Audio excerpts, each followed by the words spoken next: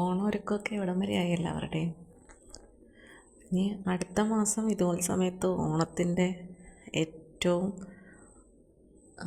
ഇഷ്ടപ്പെട്ട ഒരു സമയമാണ് ഓണവുമായി ബന്ധപ്പെട്ട്.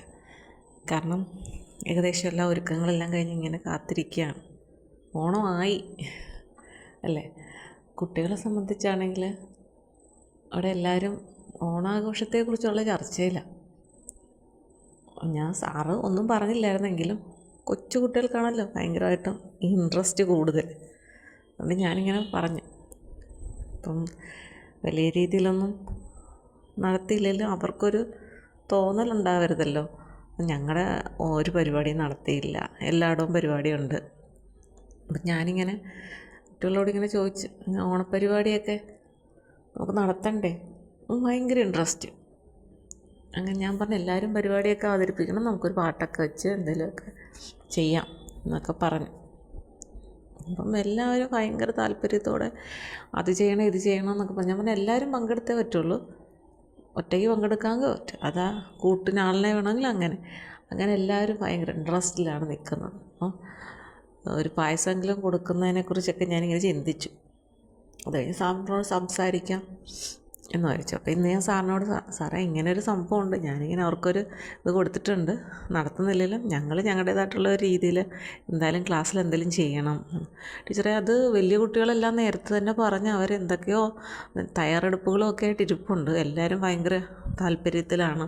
അപ്പം നമുക്ക് നല്ല രീതിയിൽ നടത്താം, ഒരു സദ്യയൊക്കെ നടത്താം, ആ രീതിയിൽ തന്നെ നമുക്ക് ചെയ്യാം, അതിനൊരു കുറവും വേണ്ട, എല്ലായിടവും ഇങ്ങനെയൊക്കെ തന്നെയാണല്ലോ ഇപ്പം സാറ് ക്ലാസ് എടുക്കാൻ പോകുന്നിടത്തും അവരവരുടേതായിട്ടുള്ള എൻജോയ്മെൻറ്റിനുള്ള സമയം കണ്ടെത്തുന്നുണ്ട്.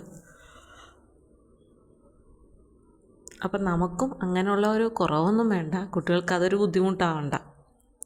ഞങ്ങൾക്ക് മാത്രം ഒരു പരിപാടിയില്ല.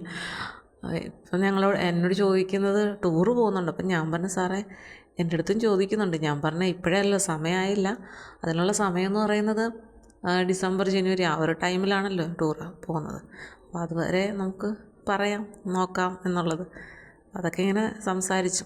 ഞാൻ പറഞ്ഞ എല്ലാവരും ഭയങ്കര ഹാപ്പിയാണ് എന്നുള്ള രീതിയിൽ. ഞാൻ പറഞ്ഞു, സാറേ എല്ലാവർക്കും ഇപ്പം ഈ പരിപാടി മാത്രമല്ലല്ലോ, പഠിത്തം എന്നുള്ളത് വളരെ പ്രധാനപ്പെട്ട. അപ്പം ഞാൻ എല്ലാവരോടും പറഞ്ഞിട്ടുണ്ട്, നന്നായിട്ട് മാർക്കൊക്കെ വാങ്ങിക്കുന്നവർക്ക് എൻ്റെ വക സമ്മാനമുണ്ട് എന്നൊക്കെ ഞാൻ പറഞ്ഞിട്ടുണ്ട്. അപ്പം അതിൽ അവർ ഹാപ്പിയാണ്. അപ്പം അങ്ങനെയൊക്കെ അങ്ങോട്ട് നമ്മൾ പ്രോത്സാഹനം കൂടെ കൊടുത്തു കഴിയുമ്പോൾ കുട്ടികൾ പഠിക്കാനും സമയം കണ്ടെത്തും, മറ്റുള്ള കാര്യത്തിന് സമയം കണ്ടെത്തും. അപ്പം നമുക്ക് എല്ലാ തരത്തിലുള്ളൊരു സന്തോഷമാണല്ലോ വേണ്ടത്.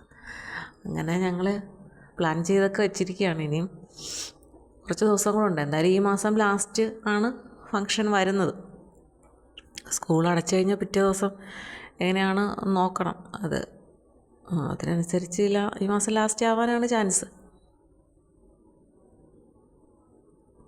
എന്തായാലും എല്ലാവരും ഭയങ്കര സന്തോഷത്തിലാണ്. അപ്പോൾ ഇന്ന് ഉച്ചയ്ക്കൊക്കെ ഞാൻ ലൈവിൽ വന്നു. അപ്പം ഇപ്പം രാത്രിയിലത്തെ ടൈമൊന്ന് മാറ്റി വെക്കുകയാണ്. കാരണം രാത്രി ഞാൻ ഈ ഒരു കാര്യത്തിനായിട്ടിരുന്ന് കഴിഞ്ഞാൽ ഈ തയ്യലൊക്കെ ഒരുപാട് കിടക്കുന്നു, ഒന്നും ചെയ്യാൻ പറ്റുന്നില്ല. അതുകൊണ്ട് ഞാനടുത്ത് രാത്രിയിൽ നമുക്ക് തയ്ക്കാനുള്ളത് തയ്ക്കാം, അതാകുമ്പോഴത്തേക്കും വലിയ ഇതില്ല. അവൾ ആ ഉറക്കത്തിൽ ഇങ്ങോട്ട് പോയി കഴിഞ്ഞാൽ ഉറങ്ങി അങ്ങനെ മാറിക്കോളും. അപ്പം എനിക്ക് എൻ്റേതായിട്ടുള്ള കാര്യങ്ങളൊക്കെ ചെയ്യാനുള്ള സമയമാവുമല്ലോ എന്ന് വിചാരിച്ചിരിക്കുക. കാരണം ഇന്നിപ്പോൾ 2-ാം തീയതി, ഞാൻ മാറ്റി വെച്ച് ഇങ്ങനെ പോത്തേ ഉള്ളൂ.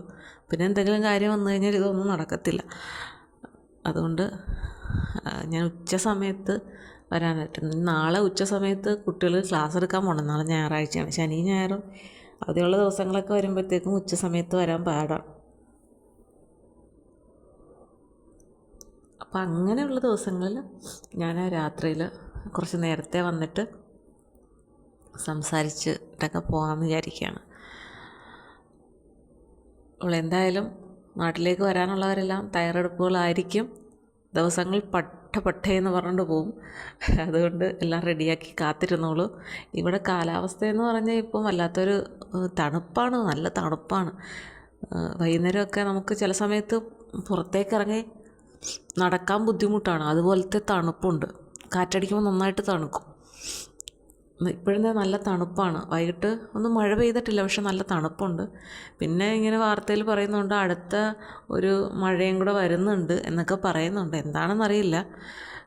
ഇനിയിപ്പോൾ ഓണ സമയത്ത് മഴയാവല്ലേ എന്നുള്ള പ്രാർത്ഥനയുള്ളൂ. മഴയായാൽ ഭയങ്കര ബുദ്ധിമുട്ടാണ്, കുട്ടികൾക്കാണേലും ബുദ്ധിമുട്ടാണ്.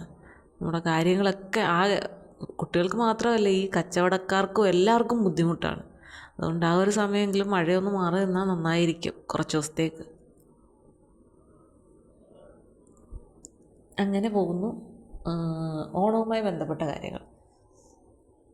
അപ്പോൾ എനിക്ക് ചെറിയൊരു മൂക്കടപ്പുണ്ട്. രാവിലെ കുളിച്ചിട്ട് പോകുന്നതിൻ്റെയാണ്, തണുപ്പും മഴയൊക്കെയാണല്ലോ, അപ്പം അതിൻ്റെ ഒരു മൂക്കടപ്പ് വൈകുന്നേരം ഇങ്ങനെ ഉണ്ടാവാറുണ്ട്. തണുപ്പും എല്ലാം കൂടെ